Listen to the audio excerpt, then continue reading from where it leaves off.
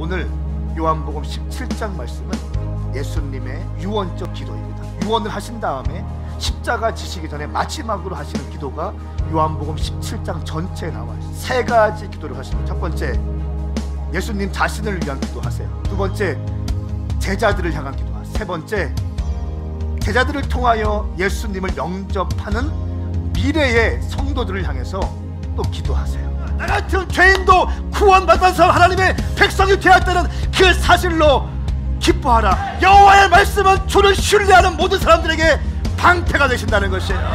교회 안에 있다고 바뀌지 않습니다. 당신이 주님 만나야 인생이 바뀌는 것입니다.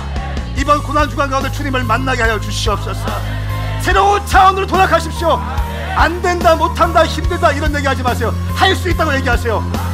신앙생활만큼은 포기하지 마시라는 거예요. 거룩하신 성령님, 오늘 이 말씀처럼 내 인생이 예수님의 기도를 성취하는 인생이 되게 하여 주시옵소서. 예수님의 기도가 성취되게 하여 주시옵소서. 사랑하게 하여 주십시오. 한마음 되게 하십시오. 기뻐하게 하십시오. 거룩하게 하십시오. 주의 영광을 보게 하여 주시옵소서. 주의 이름 삼창 부리며 기도합니다.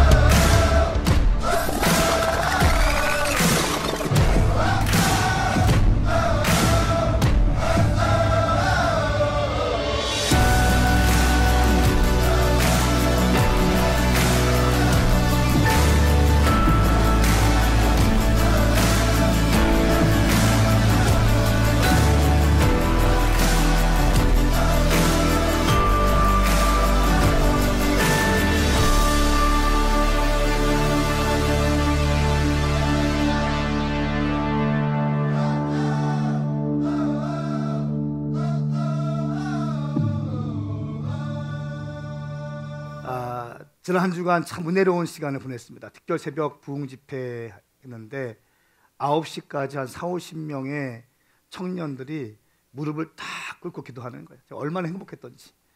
저도 같이 9시까지 기도하고 7시 15분에 또 출근하실 분들, 학교 가실 분들 가시고 또 막 기도했어요. 기도하니까 역시 교회가 이 불덩어리가 되어지는 게 느껴집니다. 저녁마다 선포되어지는 아버지의 축복성에마다 놀라운 역사가 있어요. 오관성 목사님의 말씀을 기억하십니까? 그 기도를 기억하십니까? 하늘문이 열렸나이다. 그 말씀 하시는 순간 열리는 거예요. 귀신은 의자 밑에 들어가게 하시고 벽에 부딪혀서 유리창에 깨지게 하시고 막. 아버지의 본질적인 할렐루야.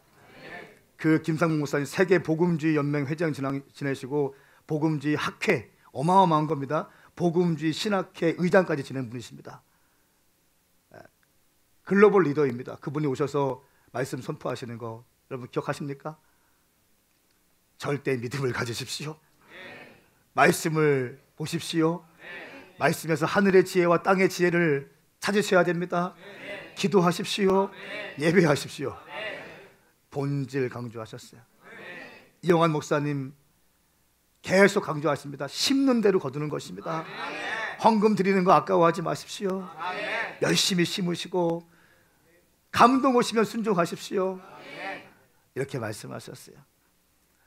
저는 작년에 아버지의 축복성에 참 좋았는데 이번에 너무 좋았어요. 작년에는 사회적인 도시적인 권위를 잇는 그런 아버지의 축복성이었다면 올 아버지의 축복성에는 하나님의 지지하심과 영권이 발동되어지는 그런 축복성이었습니다. 오늘 마지막 날, 마지막 시간, 오늘 부활주일 맞이해서 또한 우리 오메가교회 5주년 맞이해서 드려지는 마지막 아버지의 축복성회가 오늘 밤에 있습니다. 한 명도 빠지지 마시고 아멘 합시다. 빈자리를 채우십시오. 은혜의 현장에는 빠지는 거 아니에요. 그냥 다 채우셔야 됩니다. 다 채우셔서 축복을 받고 돌아가십시오. 아버지의 유업을 받아내는 시간입니다. 동의하시면 아멘 하세요. 유업을 받으셔야 됩니다. 받고 성장하시고 쓰임 받으시고 능력 있는 인생으로 도약하시길 예수님의 이름으로 축복합니다. 또한 일용할 양식이 잘 준비되었습니다. 다 구입하시고 말씀 사모하셔서 다 기록하시고 다른 거 유산 줄 거 없습니다. 그거 드리면 됩니다. 아멘입니까? 후손들에게 그거 보세요.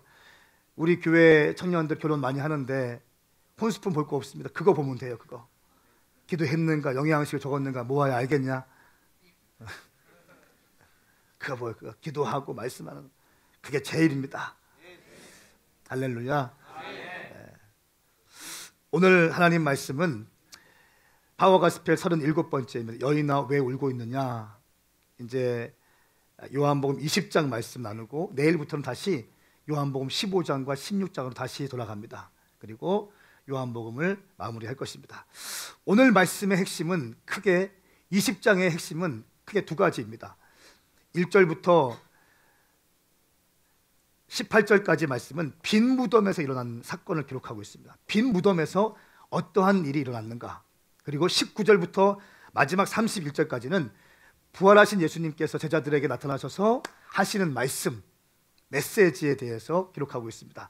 저는 오늘 먼저 1절부터 18절까지의 말씀을 선포하고자 합니다.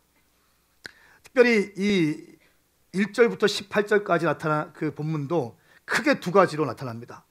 무덤에서 일어난 일들과 또 막달라 마리아, 울고 있는 마리아와 예수님과의 대화가 기록되어 있습니다. 저는 이 말씀을 통해서 여러분 가운데 정체되어 있던 믿음이 다시 회복될 수 있게 축복합니다. 먼저 말씀을 읽겠습니다. 1절부터 10절까지 말씀 함께 교독하며 읽겠습니다. 제가 먼저 1절 읽겠습니다. 그 주간의 첫날 이른 새벽 아직 어두울 때에 막달라 마리아가 무덤에 가서 보니 무덤 입구를 막았던 돌이 치워져 있었습니다. 마리아는 시몬 베드로와 다른 제자 곧 예수께서 사랑하시던 제자에게 달려가서 말했습니다. 사람들이 주의 시신을 무덤 밖으로 가져다가 어디에 두었는지 모르겠습니다. 그리하여 베드로와 다른 제자가 무덤으로 향했습니다. 두 사람이 함께 달려갔는데 베드로보다 다른 제자가 앞서 달려가 먼저 무덤에 이르렀습니다. 그 다른 제자가 몸을 굽혀 안을 살펴보았는데 고운 삼배만 놓여 있는 것을 보았으나 무덤 안으로 들어가지는 않았습니다. 그때 뒤따라온 시몬 베드로가 도착해 무덤 안으로 들어갔습니다. 그가 들어가 보니 고운 삼배가 놓여 있고 예수의 머리를 감쌌던 수건은 고운 삼배와 함께 있지 않고 따로 개켜져 있었습니다. 그제야 무덤에 먼저 도착한 그 다른 제자도 안으로 들어가서 보고 믿었습니다. 그들은 아직도 예수께서 죽은 사람 가운데서 살아나야 한다는 성경을 깨닫지 못하고 있었습니다. 그러고 나서 제자들은 자기들의 집으로 돌아갔습니다. 아멘. 네. 아멘. 예수님이 십자가에 돌아가시고 그 주간 첫날 주일에 무덤에 갔습니다. 무덤에 가서 보니 무덤 입구를 막고 있던 큰 돌이 있었는데 그 돌이 옮겨져 있었어요. 그 돌은 쉽게 움직일 수 있는 돌이 아닙니다. 근데 그 돌 무덤을 막고 있던 큰 돌이 옮겨졌습니다. 치워져 있었습니다. 깜짝 놀란 마리아는 베드로와 요한에게 달려가서 이 사실을 알려주었습니다. 이 사실을 들은 베드로와 요한은 달려왔습니다. 요한이 젊습니다. 요한이 먼저 도착했습니다. 그리고 그 돌이 치워진 무덤을 보고 요한은 들어가지는 않았습니다. 그런데 늦게 달려온 베드로가 돌이 치워진 무덤을 보고 안에 쑥 들어갔습니다. 베드로의 모습입니다. 확실합니다. 쭈뼛쭈뼛함이 없습니다. 무덤에 들어가서 보니까 놀라운 일이 있었는데 7절 말씀 같이 읽겠습니다. 시작. 예수의 머리를 감쌌던 수건은 고운 삼배와 함께 있지 않고 따로 개켜져 있었습니다. 아멘. 7절 말씀을 통해서 예수님의 부활을 우리는 믿을 수 있습니다. 또한 1절 말씀을 통해서 믿을 수 있습니다. 예수님의 무덤을 막고 있던 돌이 치워졌다. 그리고 7절 말씀에 예수님의 시신은 사라지고 수건과 삼배만 따로 개켜져 있었다. 빈 무덤이라는 것입니다. 빈 무덤은 예수님 부활의 결정적인 증거입니다. 또 한 가지 증거는 수건과 삼배로 예수님의 몸을 삼배로 감쌌고 머리를 수건으로 감쌌는데 그 감싼 위치에 그대로 놓여있다는, 같이 누군가 시신을 옮겼다면, 훔쳐갔다면 그 삼배와 수건을 따로따로 계속 같이 놓았을 텐데 있던 그대로, 누워있던 그대로 수건과 삼배가 있었다는 거예요.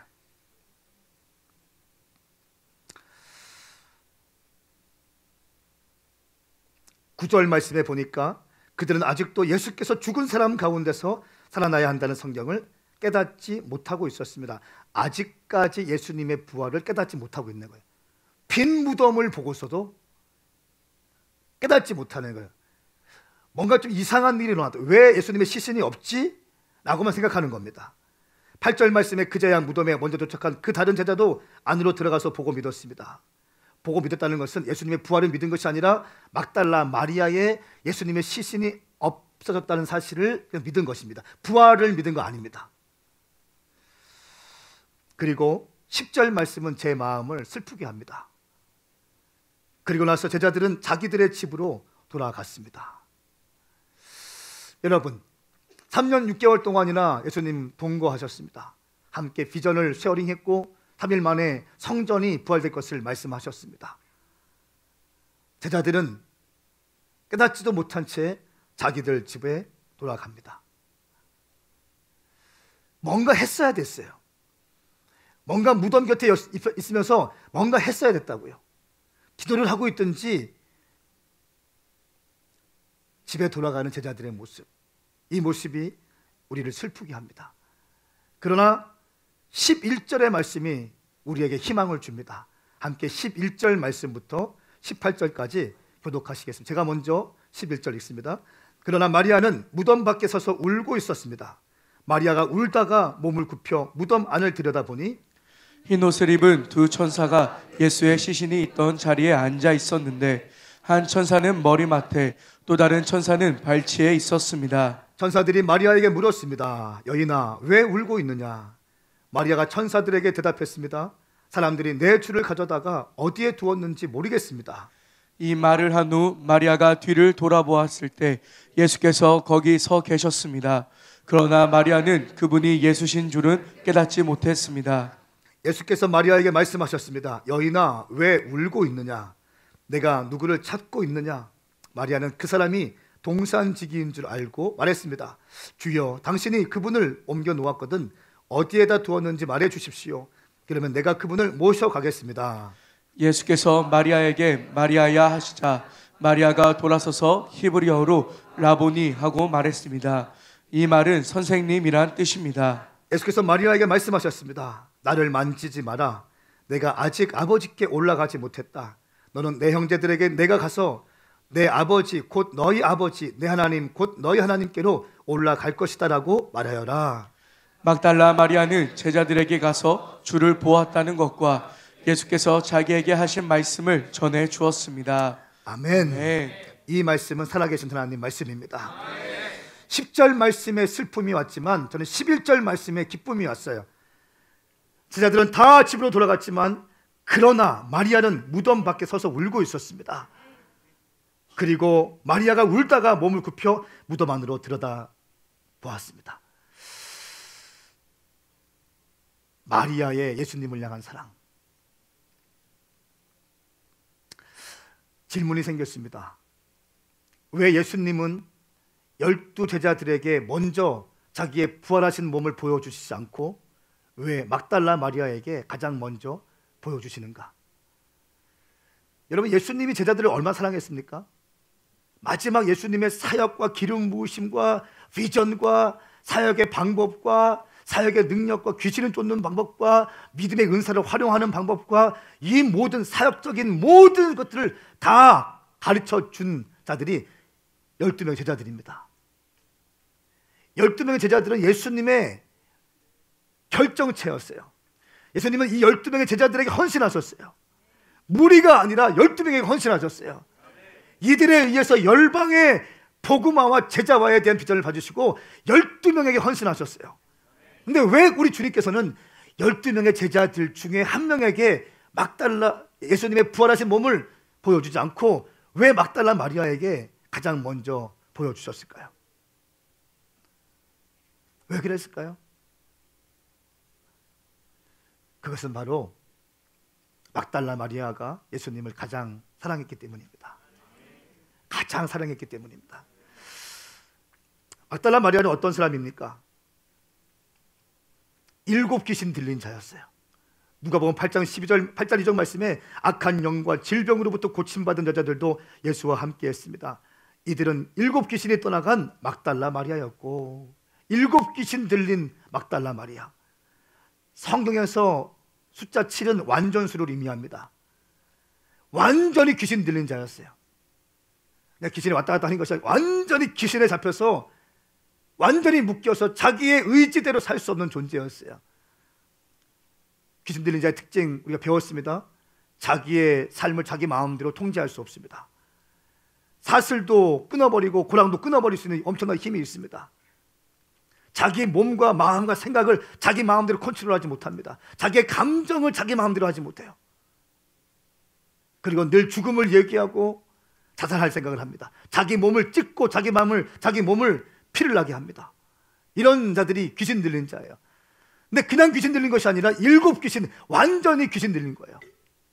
완전히 이 여인의 젊음을 빼앗기고 청춘을 빼앗긴, 자기 마음대로 걸어갈 수도 없고 자기 마음대로 말할 수도 없고 자기 마음대로 볼 수도 없고 생각할 수도 없는 완전히 귀신 들려서 살고 있던 그런 인생이었습니다.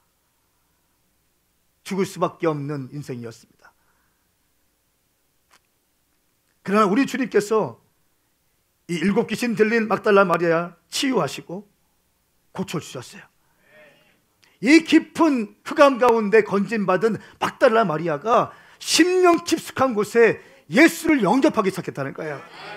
나는 죽을 수밖에 없는 존재이고, 나는 귀신 들려서 내 인생 내 마음대로 살 수 없던, 죽을 수밖에 없던 인생인데 우리 주님께서 내게 다가오셔서 나를 고쳐주시고 살려주셨다는 것입니다. 나는 주님을 위하여 삶을 드리리라. 나는 주님을 위하여 내 인생을 드리리라. 나는 주님을 위하여 내 청춘을 드리리라. 나는 우리 주님을 위해서 내 향유옥합, 가장 소중한 향유옥합을 깨뜨려서 주님의 발에 부어드리리라. 할렐루야. 자기가 결혼 준비하기 위해서 준비했던 300데나리온 되는 향유옥합을 한 번에 부어드리는 거예요. 한 번에 부어드립니다. 그리고 자기의 머리카락으로 무릎을 꿇고 자기의 머리카락으로 예수님의 발을 닦아드립니다.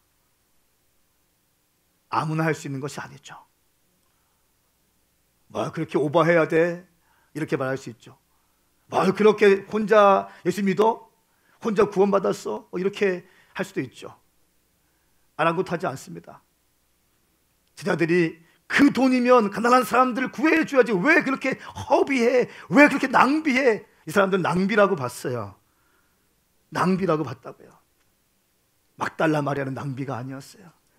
자기 삶을 건져주신 예수 그리스도, 내 인생의 최고의 가치이신 예수 그리스도, 평생을 귀신 들려서 허송세월하면서 죽을 수밖에 없던 내 인생을 건져주신 예수님의 은혜에 이것은 너무 약소한 것이었어요. 그냥 깨어드리기 시작하는 것입니다. 할렐루야. 근데 그 행위가, 사랑해서 드려진 이 행위가, 예수님 말씀하셨어요. 막달라 마리아는 나의 장례를 준비했다 말씀하세요. 예언적 행위였고 계시적인 행동이었습니다. 우리 주님께서 원하시는 것은 무엇이겠습니까? 여러분, 왜 우리 주님은 의도적으로, 말씀에는요 우연이 아무것도 없어요. 우리 주님 다 섭리가 있고요, 의도적으로 기록하세요. 우리 주님은 의도적인 분이세요. 아멘. 의도성이 짙으신 분이세요. 계속 말씀하세요. 저한테. 나는 의도하는 자다. 그냥 지나치지 않는다. 성경 말씀 한 톨도 그냥 되지 않다. 의도를 갖고 쓰시는 거예요. 근데 왜 우리 주님께서 막달라 마리아에게 가장 먼저 보여주셨을까? 그는 율법학자도 아니고 신학 박사도 아니고, 그는 헌신된 사람도 아니었고, 많이 배운 사람도 아니고, 돈 많은 사람도 아니고, 큰 헌금을 드린 사람도 아닌데 왜 막달라 마리아에게 가장 먼저 부활하신 예수님의 몸을 의도적으로 보여주셨을까? 한 가지입니다. 가장 사랑했기 때문에. 가장 사랑했기 때문에. 사랑이 제일입니다.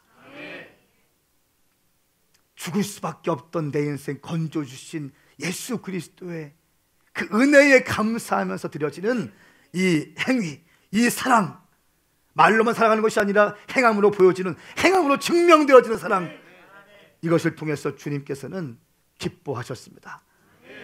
사랑하는 여러분, 다른 것은 몰라도 우리 주님을 사랑하셔야 됩니다. 주님 사랑하는 것은 실패하지 마십시오. 주님을 사랑하는 것만큼은 세계 제일이 되셔야 됩니다. 저는 선포합니다. 우리 오메가 교회가 주님을 사랑하는 것만큼은 세계 제일이 되길 축복합니다.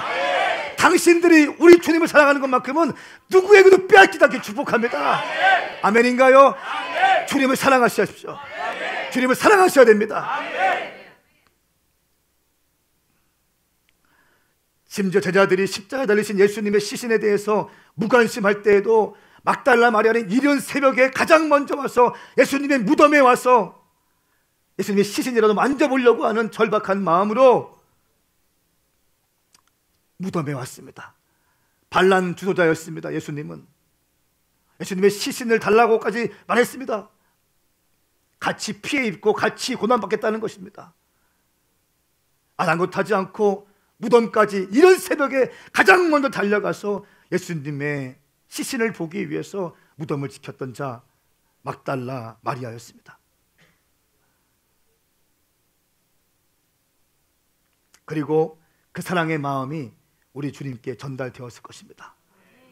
빈 무덤을 보고 제자들은 그냥 집에 돌아갔습니다. 막달라 마리아는 빈 무덤을 보고 그냥 돌아가지 않았어요. 무덤 밖에 서서 울고 있었어요. 내 사랑하는 주님 시신이라도 보러 왔는데 울고 있었어요. 그리고 무덤에 들어갑니다. 무덤에 들어가니까 어떤 일이 있습니까? 12절 말씀에 흰옷을 입은 두 천사가 예수의 시신이 있던 자리에 앉아 있었는데 한 천사는 머리맡에 또 다른 천사는 발치에 앉아 있습니다. 두 천사가 있었는데 한 천사는 예수님이 시신이 누워있던 머리맡에, 한 천사는 예수님이 누워있던 발 끝에 앉아 있었습니다. 의도적이에요.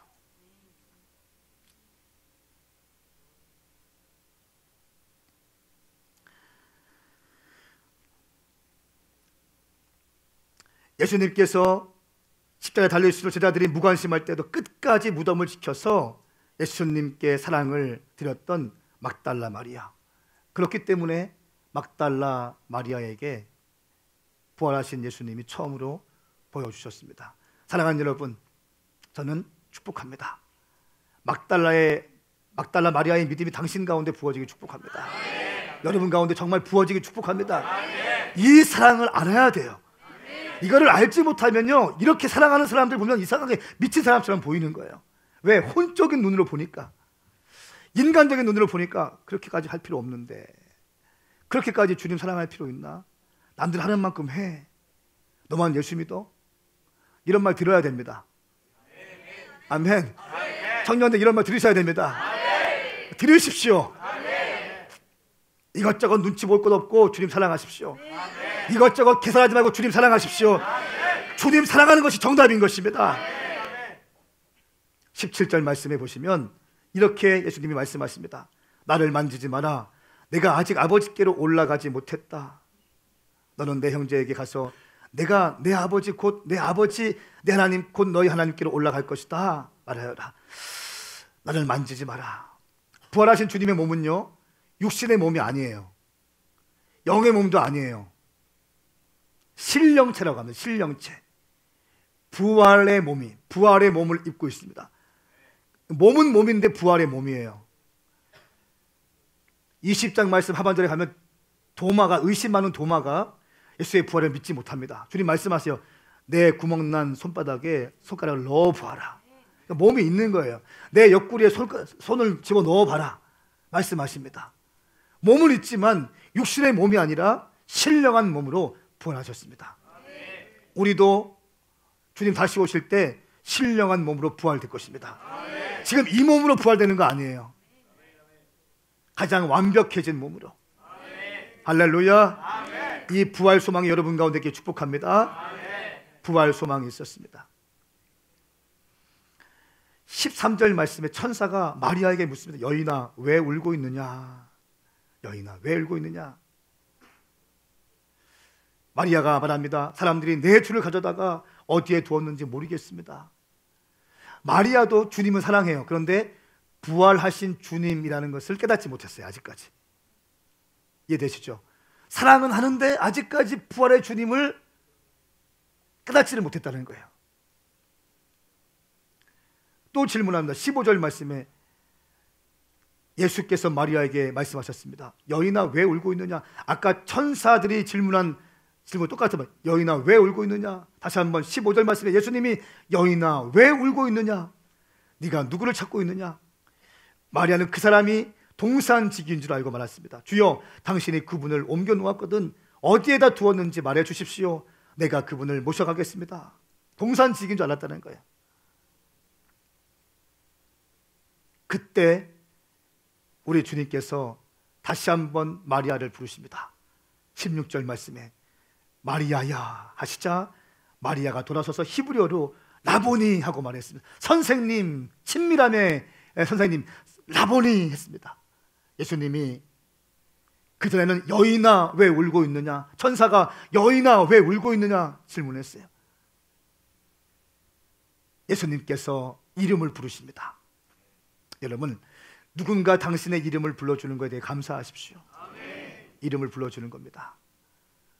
나이가 들어가면 내 이름은 사라지기 시작합니다.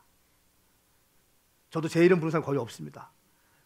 그냥 오메가교회 목사님, 황 목사님, 시온이 아빠, 학교 가면 시온이 아빠, 찬원이 아빠 이렇게 성은아 이렇게 부르는 사람 저 없어요. 저한테 누가. 이름을 불러주는 것입니다. 예수님께서 마리아의 이름을 불러주셨을 때 마리아는 직감적으로 알았을 것입니다. 내가 귀신 들려서 7 귀신 들려서 망가지고 귀신에 붙들려서 내 인생 스스로 자해하며 스스로 몸을 학대하고 귀신의 말을 하고 귀신의 행동을 할 때 예수님께서 나를 치유해 주시고 그리고 마리아야 불러주셨던 그 음성을 기억하고 뒤를 돌아보았습니다. 그때 예수님이 서 계셨습니다. 여러분, 울고 있는 당신에게 예수님께서 불러주실 것입니다. 아멘. 당신의 이름을 불러주실 것입니다. 아멘. 지쳐있는 당신의 이름을 우리 주님께서 오늘 불러주실 것입니다. 아멘. 이 땅에 사망 권세를 깨뜨리시고 부활하신 주님께서 당신의 이름을 불러주실 것입니다. 아멘. 이것이 우리 예수님이십니다. 아멘. 신령한 몸으로 부활했습니다. 고린도전서 15장 50절 말씀에 이렇게 말씀하고 있어요. 형제들아 내가 말하고자 하는 것은 이것입니다. 곧 살과 피는 하나님의 나라를 이어받을 수 없고 썩을 것은 썩지 않을 것을 이어받을 수 없습니다. 보세요. 살과 피는 하나님의 나라를 이어받을 수 없다. 우리가 지금 있는 이 육신 가지고는 하나님의 나라를 이어받을 수 없다는 것입니다. 살과 피로는 하나님의 나라를 이어받을 수 없다. 썩을 것은 썩지 않을 것을 이어받을 수 없다. 이 몸은 썩고 이 몸은 죽는데 썩지 않을 하늘나라는 이어받을 수 없다는 것입니다.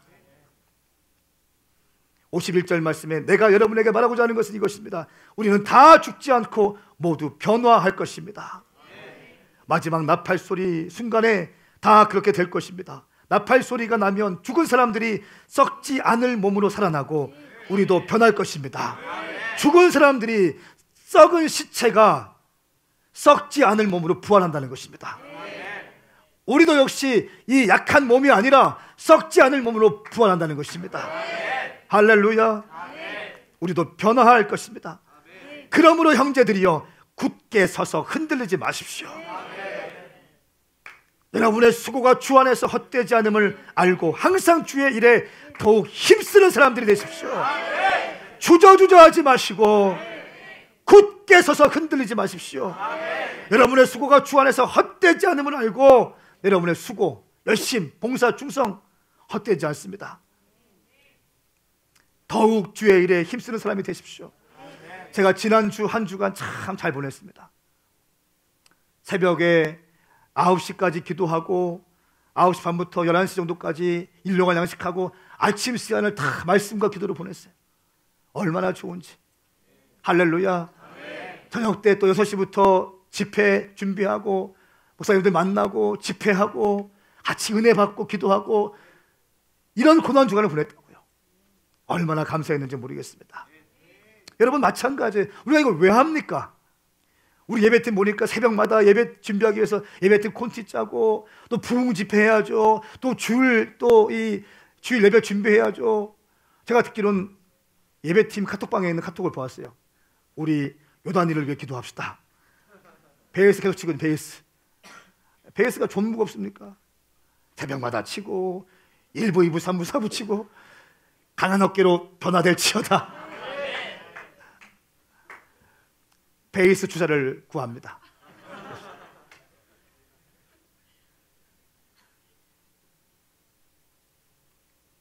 왜 합니까 이거? 왜 합니까? 주님 살아계시기 때문에 하는 거예요. 하늘에 다 심는 겁니다. 우리가 이 땅에 드려지는 모든 예배와 기도와 예물과 말씀을 선포하는 이 모든 것들은 하늘에서 해와 같이 빛날 것입니다. 이것들이 여러분의 집을 지을 것입니다. 할렐루야. 그러므로 굳게 서서 흔들리지 마십시오. 이 몸은 이제 금방 썩어집니다. 저 또 팽팽했거든요. 근데 처지기 시작했어요. 눈이 처지기 시작했어요. 배가 처지기 시작했어요. 이제 제 가슴이 처지기 시작했어요. 뭔가 이게 좀 힘들어져요. 이게 육신의 몸이라는 거예요.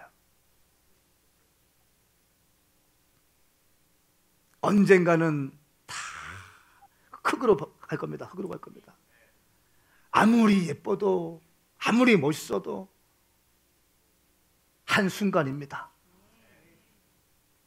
그러나 하늘에 심는 모든 것들이 영원할 줄 믿습니다.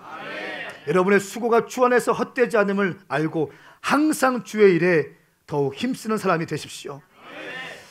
사일전 4장 14절 18절 말씀 같이 읽습니다. 시작. 예수께서 죽었다가 다시 사신 것을 우리가 믿는다면 이와 같이 하나님께서 예수로 인해 잠자는 사람들도 그분과 함께 데리고 오실 것입니다. 우리는 주의 말씀을 따라 여러분에게 이것을 말합니다. 주께서 오실 때까지 우리 살아남아 있는 사람들이 잠자는 사람들보다 결코 앞서지 못할 것입니다. 주께서 호령과 천사장의 소리와 하나님의 나팔 소리와 함께 친히 하늘에서 내려오실 것인데 그리스도 안에서 죽은 사람들이 먼저 일어나고 그 다음에 우리 살아남아 있는 사람들이 그와 함께 구름 속으로 들려 올라가 공중에서 주를 만나게 될 것입니다. 그리고 우리는 영원히 주와 함께 있을 것입니다. 그러므로 여러분은 이 말씀들로 서로 위로하십시오. 아멘. 어떤 말씀으로 위로하라고요? 돈 많이 번 걸 위로? 아니에요. 하늘 소망 가지고 위로해라. 하늘 소망으로 위로해라. 우리는 부활되어서 구름 속으로 들려 올라가서 공중에서 주를 만나게 될 것입니다. 주의 다시 오심을 만나게 될 것이다. 그리고 영원히 주와 함께 있을 것이다. 그러므로 이 말씀들을 서로 위로하라고 말씀하고 있습니다. 고린도후서 4장 16절 말씀에 그러므로 우리는 낙심하지 않습니다. 우리의 겉사람은 쇠할지라도 우리의 속사람은 날마다 새로워지고 있습니다. 우리가 잠시 당하는 고난은 그것 모두를 능가하고도 남을 영원한 영광을 우리에게 이루어 줄 것입니다. 우리가 잠시 당하는 가벼운 고난, 여러분 가벼운 고난이라고 성경은 말하고 있습니다. 가벼운 고난은 그것 모두를 능가하고도 남을 영원한 영광을 우리에게 이루어 줄 것입니다. 우리가 주목하는 것은 보이는 것들이 아니라 보이지 않는 것들입니다. 믿음의 사람들은요, 보이는 것에 집중하는 거 아니에요. 보이지 않는 것에 집중하는 것이에요. 이 땅의 것에 집중하는 것이 아니라 보이지 않는 것에 집중하는 것이에요. 영의 세계를 집중하십시오. 우리는 땅 위에 있는 우리의 장막집이 무너지면 하나님께서 지으신 집, 곧 손으로 지은 것이 아닌 하늘에 있는 영원한 집이 우리에게 있는 것을 알고 있습니다. 하늘에 있는 영원한 집이 우리에게 있다는 것입니다. 이것이 믿음이죠. 부활 소망이죠. 예수님의 부활이 오늘 나에게 주시는 영적인 의미가 뭘까요? 여러분, 이 부활절 아침에 어떤 것을 느끼십니까? 예수님 부활하신 것이 나와 무슨 관계가 있습니까? 당신과 무슨 관계가 있습니까? 당신의 가정과 무슨 관계가 있습니까?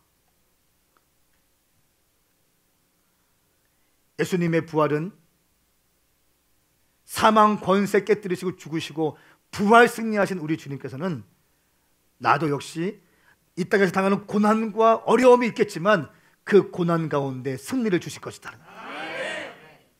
깨어진 모든 것을 회복시키실 것이다. 우울한 내 마음을 회복시킬 것이다. 자녀의 모든 문제, 재정의 모든 문제, 사업과 진로와 불투명한 진로, 미래, 이 모든 것들에 대한 답을 주시고 있습니다. 하늘 소망 품으십시오. 예수님만이 길이고 진리고 소망입니다. 그러므로 우리는 믿음과 소망과 사랑으로 이 땅을 살아가야 되는 이유가 있습니다. 믿음과 소망과 사랑을 갖는 것이에요. 하나님에 대한 절대적인 믿음을 갖는 것입니다. 하늘에 대한 소망을 갖는 것입니다. 그러므로 사랑하는 겁니다. 아둥바둥하지 않는 겁니다. 사랑하십시오. 싸우지 마십시오. 서로 물고 뜯고 하지 마십시오. 핥히지 마십시오. 사랑하십시오. 하늘 소망 품은 사람들은요, 사랑하게 되어 있어요.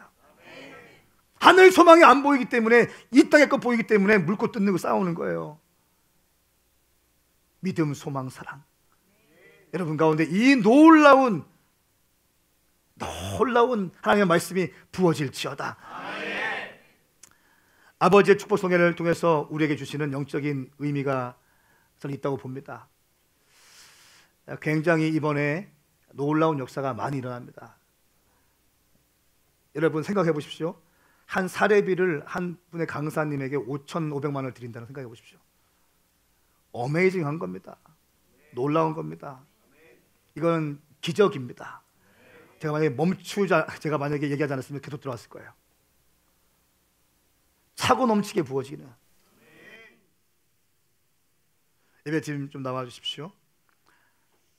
제 가운데 제가 말씀드렸어요. 처음에 1,000만 원 드리고 싶었는데 같이 가서 보니까 이 사역이 너무 중요한 거예요. 근데 그것 가운데 주님께서 제 가운데 말씀을 막 하시더라고요. 믿음으로 심어야 된다. 3,000만 원 심기로 결정했어요. 교회 와서 사역자들과 재정팀한테 얘기했어요. 할 거다. 저희 장년생에게 얘기했습니다. 다 동의됐습니다. 그런데 그 다음날 재정팀장이 3,000만 원을 빼러 갔어요. 현금으로 드리고 싶어서, 수표로 드리고 싶어서 빼러 갔습니다. 그래서 저한테 연락 온 거예요. 목사님, 이영환 목사님께서 1,000만 원 입금해 주셨습니다. 다 알고 있는 스토리 아닙니까? 강사로 오시는 분이 1,000만 원을 입금하셨어요. 저희한테 헌금하셨어요. 그럼 어떻게 해야 됩니까?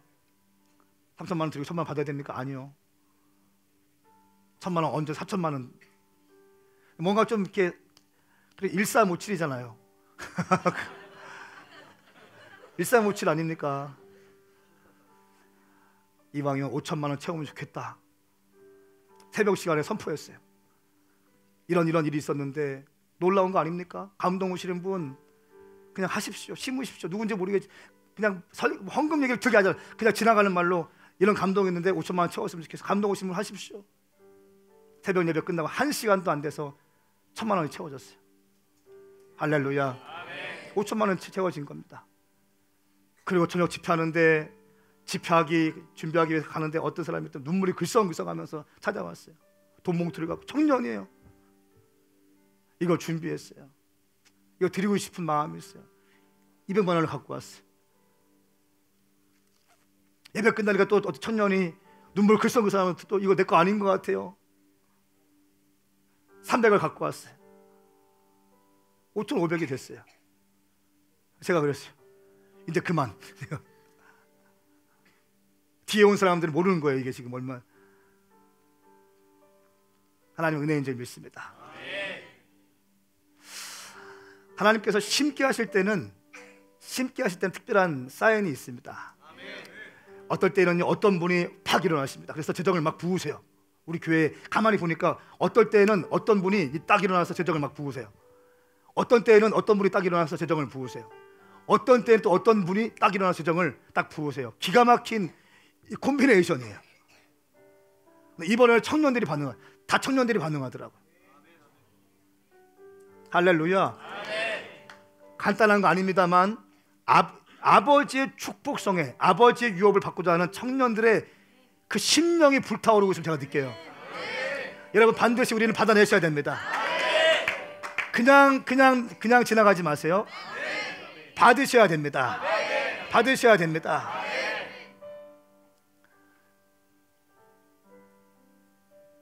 어떤 사람은 이것이 너무 과하다고 지금 이 공간에 있는 사람도 생각하는 사람이 있을지 모르겠습니다. 혼적인 생각이에요. 영적인 원리를 생각하세요. 믿음으로 취하는 겁니다.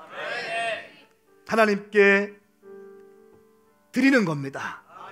그리고 심는 겁니다. 제 가운데 이런 마음 자꾸 드는 거예요. 우리 김 목사님과 이제 그 뒷선하는데 이그라이트 목사님들이 이 사실 알렸어요. 이런 일이 있어 1,000만 원 누가 목사님이 입금했습니다. 기가 막히네요.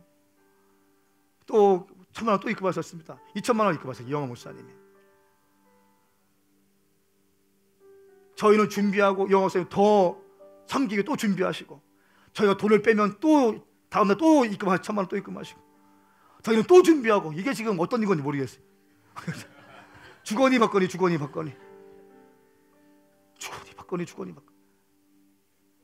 근데 김 목사님이 이렇게 딱 말씀하시더라고. 아브라함의 아들 이삭이 가는 곳마다 이삭이 손대는 곳마다 우물이 파졌고 이삭이 우물 파는 곳마다 물이 고였습니다.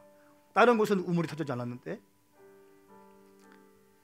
이삭이 우물을 파는 곳마다 우물이 터졌어요. 그리고 그 해에 100배를 받는 축복을 받아요. 그 말씀하실 제가 가운데 이것이 클릭이 됐어요. 100이라는 숫자에 대해서 여러분 묵상하세요. 100이라는 숫자에 대해서 묵상하시고 또 한 가지 주신 마음은 땅에 대한 마음을 주셨어요. 저한테 왠지 모르겠어요. 땅에 대한 마음을 주셨어요. 땅. 주님께서 그 일들 행하실 줄 믿습니다. 창세기 22장 16절 18절 말씀에 아브라함이 믿음의 아들 이삭을 번제로 드리기로 결정했습니다. 그리고 독자 이삭을 주님께 드렸습니다. 그리고 여호와께서 말씀하십니다. 내가 나를 두고 맹세한다. 네가 이렇게 네 아들 곧 네 외아들까지 아끼지 않았으니 내가 반드시 너에게 복을 주고 반드시 너의 자손을 하늘의 별처럼 바닷가의 모래처럼 많아지게 하겠다. 내 자손이 원수들의 성문을 차지할 것이다. 네가 내 말에 순종했으므로 네가 내 말에 순종했으므로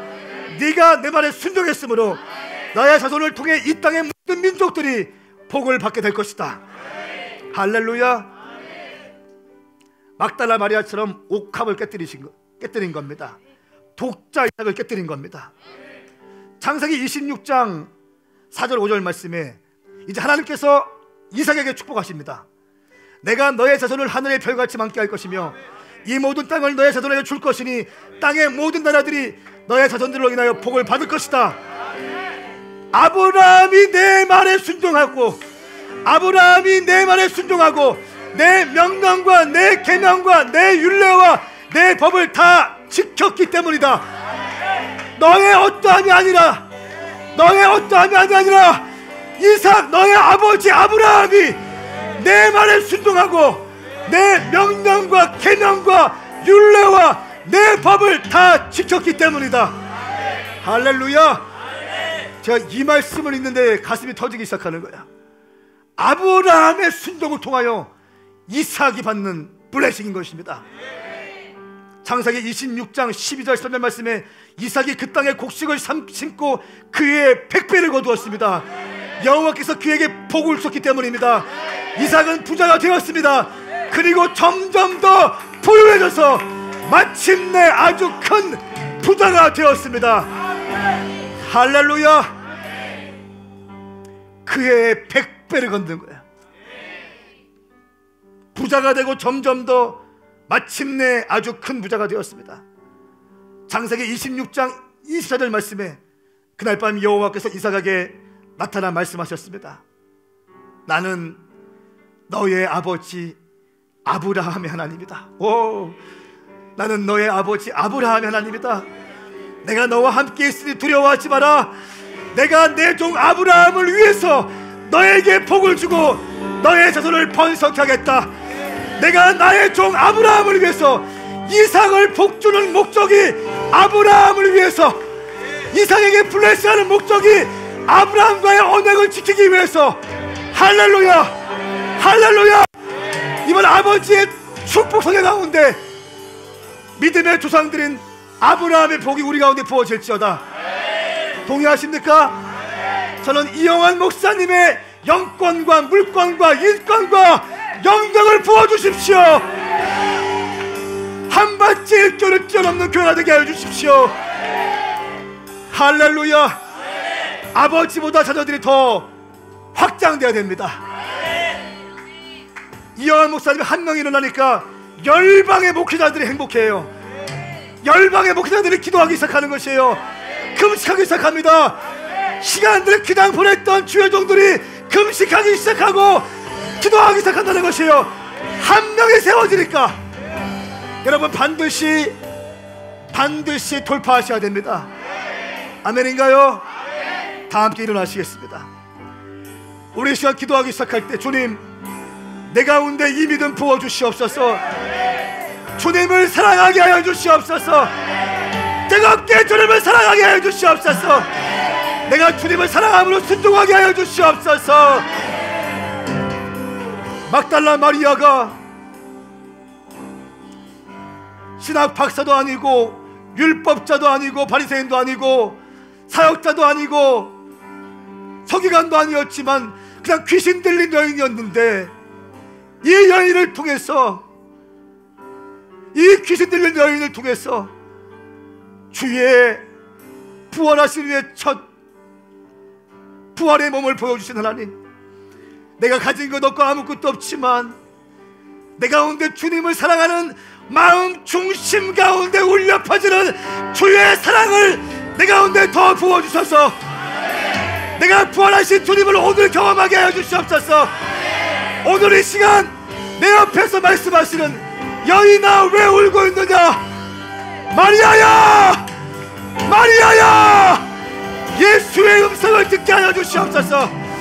우리 시간 두 손을 번쩍 들고 주의 이름 삼창 부리며 기도합니다.